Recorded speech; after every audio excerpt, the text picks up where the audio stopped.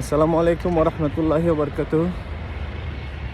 আপনারা সবাই কেমন আছেন? আলহামদুলিল্লাহ আমি ভালো আছি, এখন বেশ ভালো।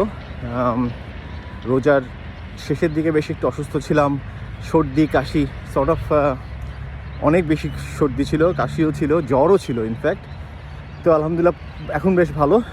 এই জন্য কারোর সাথে তেমন যোগাযোগ করা হয়নি, ফোন করা হয়নি, কথা বলার মতো গলার অবস্থা ছিল না। আলহামদুলিল্লাহ এখন ভালো। তো আবার সেই সকালবেলা হাঁটাহাঁটি শুরু করে দিলাম ইনশাল্লাহ। তো রোজার মধ্যে পুরোপুরি বন্ধ ছিল, 1 মাস বা একটু বেশিও হবে। তো এখন ভাবলাম যে না, আবার শুরু করি। লাস্টে একদিন মনে হয় হেঁটেছি, আজকে মোটামুটি ফর্মালি আবার হাঁটা শুরু করলাম।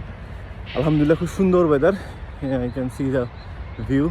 এখানে সূর্য ওঠা ঠিক পরপর খুব সুন্দর। যাই হোক আলহামদুলিল্লাহ, রোজাটা সবার কেমন গেল জানি না, আমার টক ঝাল মিষ্টি সব কিছু খুব সুন্দর। শেষের দিকে এসে একটু অসুস্থ হয়ে গেলেও ইনশাল্লাহ এবাদতের দিক থেকে মনে হয় না খুব একটা এদিক সেদিক হয়েছে, বাট হয়তো আর একটু সুন্দর করে করতে পারলে ভালো ভালো ফিল করতাম। মানে একটু মনে থেকে যায়, চাহিদা থেকেই যায়। তারপরেও মনে হয় ভালোই হয়েছে। তবে সবচেয়ে বেশি চ্যালেঞ্জ হবে যে এই মানে রমাদানের ভিতরে আমরা যতটুকু হিসাব করে ইবাদত করি বা হিসাব করে আমাদের সময়গুলোকে ব্যয় করি, খাওয়া দাওয়া, ঘুমানো, সব কিছুর কিন্তু একটা রুটিন থাকে, সুন্দর একটা রুটিন থাকে যে আমাকে এই সময়ের মধ্যে অবশ্যই শুতে হবে, কারণ ওই সময়ের মধ্যে উঠতে হবে সেহরি খেতে, ওই সময়ের মধ্যে নামাজ পড়তে হবে। So the whole day schedule is very very organised. হ্যাঁ, অফিসের টাইমের সাথে কখন যাব, কখন ফিরবো, কখন খাবো, কখন শুয়ে পড়বো। So everything should be in a very unified way, যে আমরা চেঞ্জ করি না হ্যাঁ সচরাচর।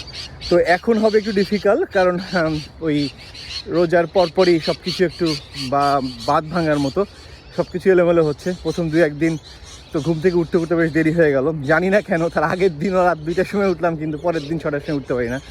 তো এগুলো সবই হচ্ছে শয়তানের একটা ওয়াসওয়াসা।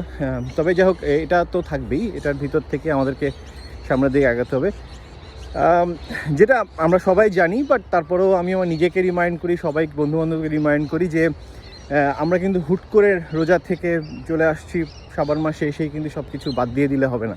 আমাদের কিন্তু একটা খুব ভালো আছে যেটা আমাদেরকে করা উচিত, সেটা হচ্ছে 6টা এই শাওয়ালের রোজা, শাওয়াল মাসের 6টা রোজা, এটা আমাদের রাখা উচিত এবং খুব ফজিলতপূর্ণ। আমরা যদি এই 6টা রোজা রাখতে পারি তাহলে, এবং যেহেতু আমরা সবাই আলহামদুলিল্লাহ আগের মাসে সবগুলো রোজা রেখেছি, রমজান মাসে, রমাদান মাসের সবগুলো রোজা প্লাস এই 6টা রোজা রাখলে পুরো বছরে রোজা রাখার একটা সোয়াব পাওয়া যায়। হ্যাঁ হ্যাঁ, হাদিসেও আছে। তো যেহেতু এইটা একটা খুব বিরাট একটা অপরচুনিটি, সো আমরা যেন কেউ ভুলে না যাই এবং চেষ্টা করি যেন আমরা 6টা রেখে ফেলি। খুব একটা কঠিন কিছু না। অনেকের অনেক রকমের প্র্যাকটিস থাকে, অনেকে থার্সডে, মানডে, প্রত্যেক উইকেই রোজা রাখে, কেউ কেউ মাসের মাঝখানে 3টা, 13, 14, 15 রোজা রাখে। তো বিভিন্নভাবে ওই রোজার সাথে মিলিয়ে রাখতে পারেন, অথবা যারা কখনই রোজা রাখে না তারা অ্যাটলিস্ট এই 6টার একটা হিসাব করে ফেলেন।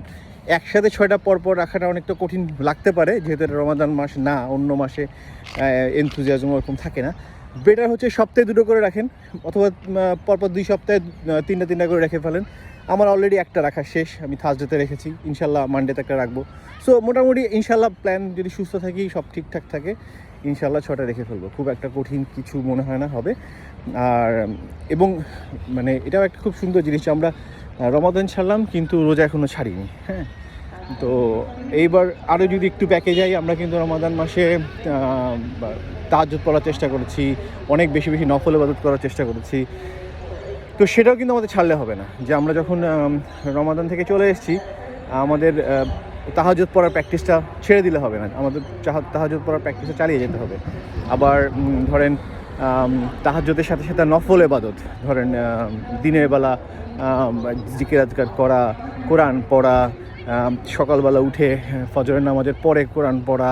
তো এই যে জিনিসগুলো আমরা অলরেডি যেটা করেছিলাম রোজার মাসে, ইনশাল্লাহ সেইটা আমরা রোজার পরেও কন্টিনিউ করব। এবং সেটার রোজার মাসে কিন্তু আমাদের সবারই কম বেশি একটা টার্গেট ছিল যে ঠিক আছে এই মাসের মধ্যে আমরা একটা খতম দিব বা এই এত সূরা মুখস্থ করবো। এবার পুরো বছরের একটা টার্গেট থাকা উচিত যে ঠিক আছে রোজার মাসে যেরকম আমরা একটা খতম দিয়েছি, এবার হয়তো 3 মাসে একটা খতম দিব, 4 মাসে একটা খতম দিব, যে যেভাবে পারে। কারো হয়তো 2টা সূরা মুখস্থ করবে 2 মাসে, হোয়াট এভার ইট ইজ।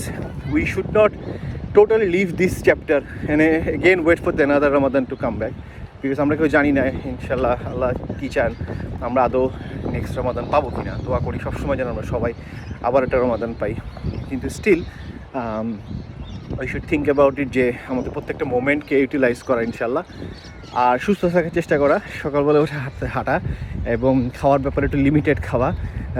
যেহেতু রোজার মাসে আমরা কিছুই খাইনি অলমোস্ট বলতে গেলে, যখনই খেয়েছি তখন হয়তো খুবই লিমিটেড খেয়েছি যাতে কোনো অসুবিধা না হয় শারীরিকভাবে। তো সেই প্র্যাকটিসটা যেন এই মাসেও থাকে। সো শারীরিকভাবে সুস্থ থাকা, মানসিকভাবে সুস্থ থাকা, বাসায় পরিবেশটাকে সুন্দর রাখা। যেহেতু আমরা রোজার মাসে বলতাম যে আমরা ঝগড়াঝাটিতে জড়াবো না, কারো বন্ধুবান্ধব কারোর সাথে এমন কিছু বলবো না যে বিরক্ত হয়। সেম জিনিস আমরা এই মাসেও চেষ্টা করব যাতে আমাদের সারা বছরটাই একটা সুন্দর সময় যায়। আবার তো দেখতে আবার একটা রোজা আসবে, আবার সেই একটা শৃঙ্খল জীবনের মধ্যে আসবো। সো আমাদের এই রুটিন লাইফটাকে আগামী 11 মাসের জন্য একটা রুটিনেই রাখা, হয়তো একটু linear routine, but still we should be on a routine life. অনেকে ভাবে যে রুটিন লাইফটা কঠিন, রুটিন লাইফটাই সবচেয়ে ভালো এবং easy to manage. Random life easy to manage করা যায় না, যে আজকে আমি ঘুমালাম 10টায়, কালকে ঘুমালাম রাত 1টায়। এটাতে আপনি কখনোই রেগুলার একটা পারফেক্ট স্লিপিং আওয়ার পাবেন না, যে ঠিক আছে আমি প্রত্যেক দিন 6 ঘন্টা ঘুমাতে চাই। সেই 6 ঘন্টা যদি ঘুমাতে চান তাহলে আপনি র্যান্ডাম লাইফে 6 ঘন্টা ঘুমাতে পারবেন না। খাওয়ার ব্যাপারেও সেম, আপনি যদি খেতে চান যে ঠিক আছে আমি সবসময় ভালো খাবো, আমি গার্বেজ খাবো না, কিন্তু এটা যদি রুটিন না থাকে তখন হবে কি একদিন আপনি অনেক খেয়ে ফেলবেন তেল চর্বি, তারপরের দিন গিয়ে আপনি হয়তো মিষ্টি খাওয়া বন্ধ করে দিলেন। মানে সব কিছু রুটিনের বাইরে যাওয়া মানেই হচ্ছে আপনি সেটা ম্যানেজ করা ডিফিকাল্ট হবে। আপনি জানেন না যে এই গতকালকে আপনি কতটা এক্সট্রা খেয়েছেন, কতটা আপনি মানে কম ঘুমিয়েছেন, কতটা আপনি কম হেঁটেছেন।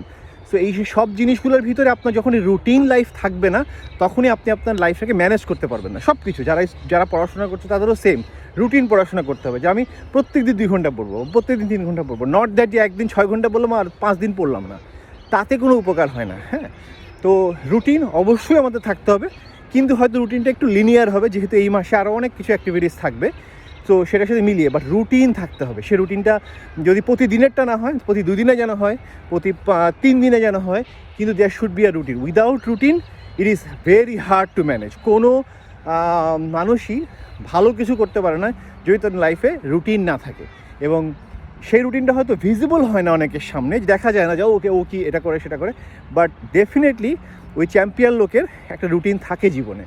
সো আমরাও চেষ্টা করবো আমাদের সময়ের থেকে ভিতর থেকে একটা রুটিন লাইফের মধ্যে আসতে ইনশাল্লাহ। এবং রমাদানের এই শিক্ষাটাই তো আমাদেরকে এইভাবে শিক্ষা দেয় যে আমরা সব কিছু রুটিনলি করেছি, আমরা খেয়েছি রুটিনলি, শুয়েছি, ঘুম থেকে উঠেছি, নামাজ পড়েছি, ইবাদত করেছি, দান সদকা করেছি, everything was in a part of routine, যে আমরা কখন কী করবো এবং উইথ আ টার্গেট। আমাদের প্ল্যান ছিল যে আমরা কখন কোনটা করবো, কখন কোনটা করবো না। এইটা যেন থ্রু আউট দ্য ইয়ার থাকে ইনশাল্লাহ। আমার নিজের জন্য দোয়া করি যেন থাকে, আপনারা আমার জন্য দোয়া করবেন ইনশাল্লাহ, এবং আপনারা সবাই ভালো থাকেন এই দোয়া করি, এবং সুস্থ থাকেন, এবং আপনারা এইভাবে রুটিন লাইফে থাকেন ইনশাল্লাহ। আবার দেখা হবে কোনো এক সময়, সে পর্যন্ত আসসালামু আলাইকুম ওয়া রাহমাতুল্লাহি ওয়া বারাকাতুহু।